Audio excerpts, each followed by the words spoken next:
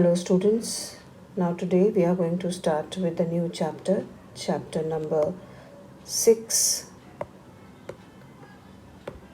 that is animal classification.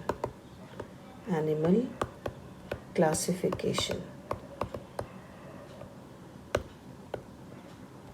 Now there are approximately 7 millions of the animal species on the surface of the earth. इतने सारे species इस धरती पे present हैं.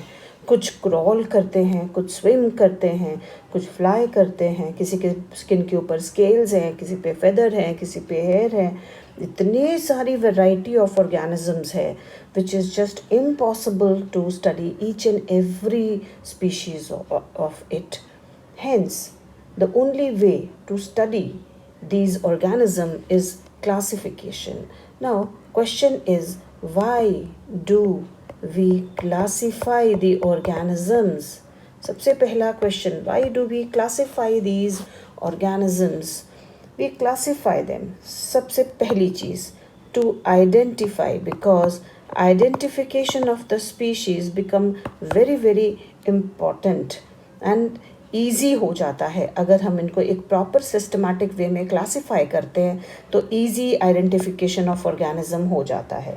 Second thing, we are always doing scientific research.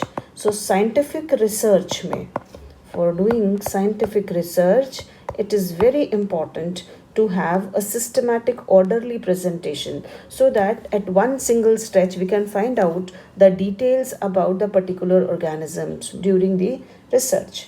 Third thing, अभी इतना बड़ा pandemic चल रहा है, सो ऐसे जितने भी एपिडेमिक्स आते हैं, पैंडेमिक्स आते हैं, ये सबको we know कि there has to be some organism who is transferring the disease, maybe animal to animal, maybe from plant to animal, or maybe from animal to humans.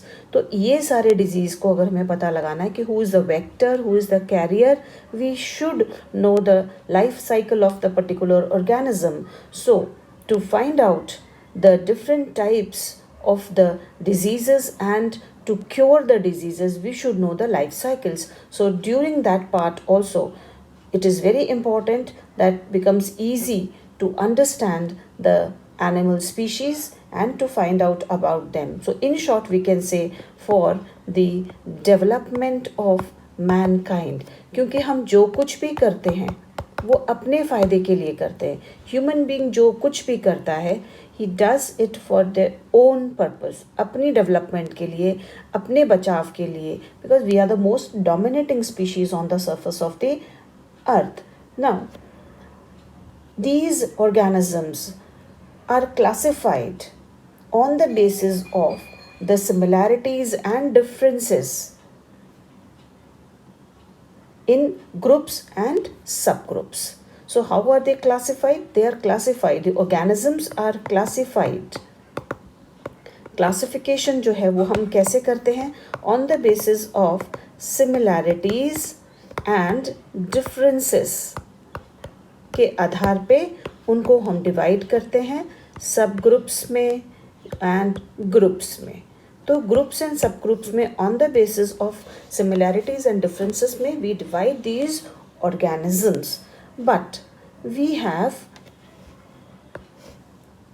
Made some rules और the criterias to do the classification. What are these rules and criterias? Let's see. There are some criterias. So criterias for classification. What are the criterias for classification? Now the criterias are, number one, पहली चीज, organization of the cell. Organization of the cell मतलब ये जो cell है, ये cell prokaryotic cell है,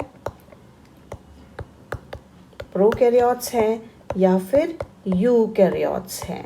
prokaryotes हैं या फिर यूकैरियोट्स हैं मीन्स इनका न्यूक्लियस वेल डेवलप्ड है या ये ओल्ड सेल्स हैं, तो ये सब के सब प्रोकैरियोट में डाल दिए जाएंगे. जैसे प्रोकैरियोट्स में आ जाते हैं ऑल बैक्टीरियाज, है ना। और यूकैरियोट्स में जितने भी ऑर्गेनिजम्स जिनके जो न्यूक्लियस है वो वेल डेवलप्ड है, they are bigger in size, they have modern नए कॉन्सेप्ट वाले ऑर्गेनिजम्स हैं, इनके अंदर सारे के सारे सेल ऑर्गेनल्स अपने अपने मेम्ब्रेन्स में प्रेजेंट हैं, तो मेम्ब्रेन बाउंड स्ट्रक्चर्स हैं, तो all plants and animals will come under these eukaryotes, okay, along with the fungus also. Second one, organization of the organisms, organization of the organism. तो कौन सा हो सकता है? कैन बी यूनिसेल्यूलर हो सकता है वो ऑर्गेनिज्म, सिंगल सेल्ड हो सकता है, या फिर it can be multi cellular.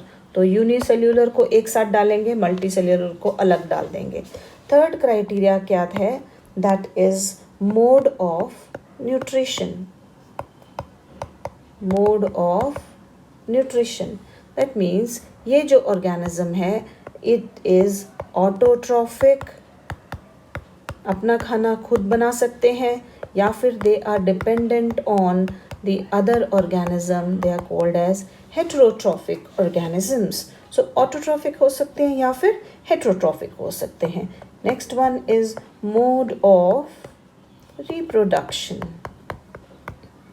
mode of reproduction. That means it can be sexual mode of reproduction or it may be asexual mode of reproduction. So on the basis of this, we can divide the organisms into the different groups or subgroups. So these are the criterias: organization of the cell, prokaryote, eukaryote, organization of the organisms, unicellular है या multicellular है, that means single celled है या फिर they are many celled हैं। तो और mode of nutrition, खुद अपना खाना बना सकते हैं या हेटेरोट्रॉफ्स हैं, mode of reproduction. These are the four criterias on the basis of which the organisms can be classified.